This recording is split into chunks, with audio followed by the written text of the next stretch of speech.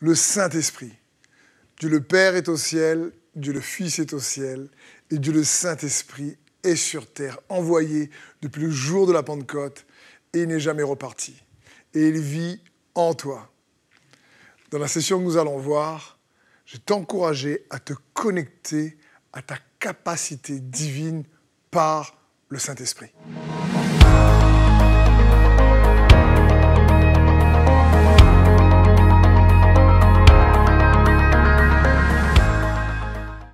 Connecte-toi à ta capacité divine. J'aimerais commencer cette session en vous lisant une histoire. C'est l'histoire d'un Indien d'Amérique qui quitte sa montagne pour la première fois. Il descend jusqu'au rivage et voit l'océan pour la première fois et il est ébahi. Il regarde l'océan de gauche à droite, il n'en revient pas et ne sait que dire qu'uniquement c'est magnifique, c'est magnifique. Au bout de quelques heures, il demande à quelqu'un d'un village proche une jarre et il la remplit d'eau de mer. On lui demande qu'est-ce qu'il va faire avec cette jarre. Il répond, c'est pour mon peuple. Ils n'ont jamais vu l'océan. Il met sa jarre sur sa tête et il remonte la montagne pour montrer à son peuple comment était l'océan au travers de cette jarre. Essayez de vous révéler le Saint-Esprit, c'est un peu ça. Au travers de cette session, c'est vraiment une petite jarre qui, dans l'infiniment grand qu'est Dieu le Saint-Esprit, pour que nous puissions avoir une approche qui, j'espère, va t'encourager à plus que jamais te connecter à ta capacité divine, cette capacité qui provient du Saint-Esprit, cette capacité qui vient de Dieu. Dans 2 Corinthiens 3, 5, il est écrit « Ce n'est pas à dire que nous soyons par nous-mêmes capables de concevoir quelque chose, comme venant de nous-mêmes. Notre capacité, au contraire, vient de Dieu.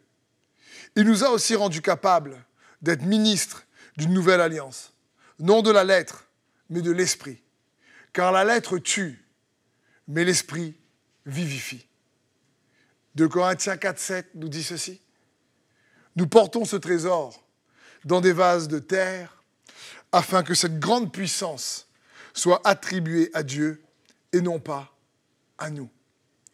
Donc dans ces deux passages, on voit d'abord que la parole de Dieu, l'apôtre Paul remplit la parole de Dieu et dit « mais notre capacité vient de Dieu ». Il nous a rendus capables d'être ministres non de la lettre, mais de l'esprit. Parce que c'est l'esprit qui vivifie. Et que nous portons ce trésor, le Saint-Esprit, dans des vases de terre, dans notre cœur, en nous. Et pour illustrer ce point, qui va, je crois, t'encourager à te connecter à ta capacité divine, j'aimerais prendre l'exemple entre Jean-Baptiste et Étienne. 2 personnages extraordinaires du Nouveau Testament. Tout d'abord, la question que j'aimerais te poser, c'est qui est la personne la plus grande née d'une femme avant Jésus? Qui? À chaque fois que je pose en général cette question, parfois, ce qui vient à notre esprit, c'est Moïse, c'est le roi David, c'est Élie, Daniel, Joseph. Mais dans Matthieu 11, 11, Jésus nous donne la réponse. Il dit, « Je vous le dis en vérité, parmi ceux qui sont nés de femmes, il n'en est point paru de plus grand que Jean-Baptiste. Cependant, le plus petit dans le royaume des cieux est plus grand que lui. » Waouh! Il faut comprendre, il y a quelque chose de profond. Jésus dit, un homme né d'une femme n'est pas plus grand que Jean-Baptiste.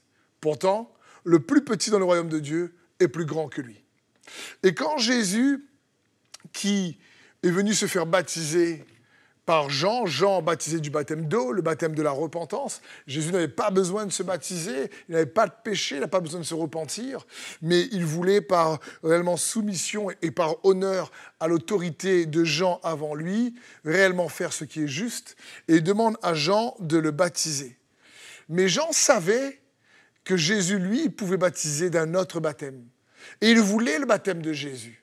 Dans Matthieu 3, verset 11, il est écrit « Moi, je vous baptise d'eau, dit Jean ici le Baptiste, pour vous amener à la repentance. Mais celui qui vient après moi est plus puissant que moi. Je ne suis pas digne de porter ses souliers.